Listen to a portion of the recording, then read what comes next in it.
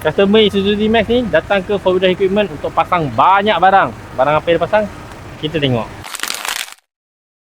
First, barang besar yang dipasang adalah Allman Emu BP51. Seperti yang korang tahu, aku dah explain sebelum ni, BP51 ni suspension yang paling top tier untuk Allman Emu. Kira number 1 lah. Ok, untuk roof rack system pula dia ada pasang juga, which is dia masuk ARB base rack. So ARB base rack ni dia low profile. So untuk orang yang suka low profile, korang boleh lah guna base rack ni. Senang lah untuk carry item kat atas ni, untuk carry korang punya load ke apa ke.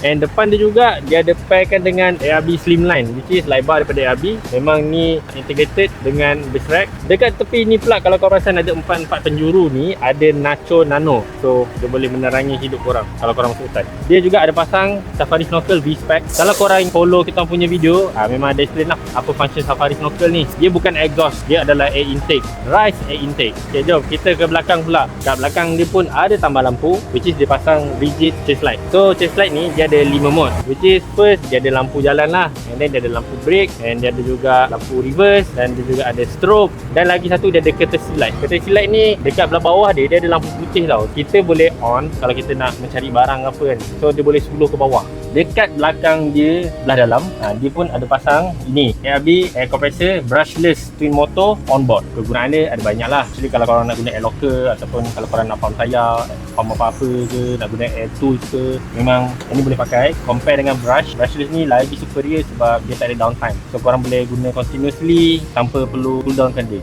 and power dia lagi kuat daripada yang brush. Dan ni pula dia pun ada juga tambah ProQuip punya jerrycan. Kat sini ada 2. Yang kuning ni diesel, dan yang ni untuk air. Yang ni memang sangat bagus untuk diesel sebab dia tak mengembang, dia tak berkarat, dia boleh pakai lama. Dan yang ni untuk air. Air ni pun dia guna full grade. Kalau korang minum air daripada jerrycan ni pun tak ada rasa plastik. Dia tak ada bau kepam ke apa ke, apa sekali bau, tak ada. Dan ni dia juga ada ARB digital tire inflator. Nak pump tayar senang pakai ni. Dia pairkan dengan ARB compressor dia. Air compressor tu dia guna sekali, tak payah nak pergi stesen minyak pump tayar. Dan ni dia punya pump up kit. Dan ada juga dia beli yang ini ni.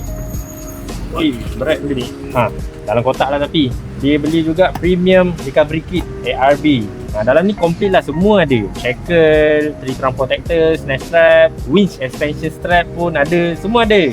Snatch block pun ada. Cukup komplit. Nak masuk hutan, kalau korang memang hardcore, lepas tu tersandai, masuk dalam lumpur, nak recovery, boleh guna ARB recovery premium kit tu. Tapi make sure kena ada winch lah, ataupun korang gunalah winch kawan-kawan korang. Tak habis lagi kat belakang ni, ada lagi satu benda, which is dia beli high lift all cast jack. Yang ni memang heavy duty. Kalau korang nak guna dekat kereta korang yang memang dah fully mock up, yang dah berat, boleh pakai yang ni. Korang jangan main pakai barang jack je. Apa pun jadi, menjawab. So, kalau korang nak pasang barang-barang apa yang D-Max ni pasang, kalau korang nak tengok barang-barang yang D-Max ni pasang, korang boleh datang ke 4-wheel equipment di section 15 Shah Alam. Ataupun kalau ada sebarang pertanyaan, boleh je contact kita orang. So, thank you guys for watching. Ingat, equipment bukan necessary.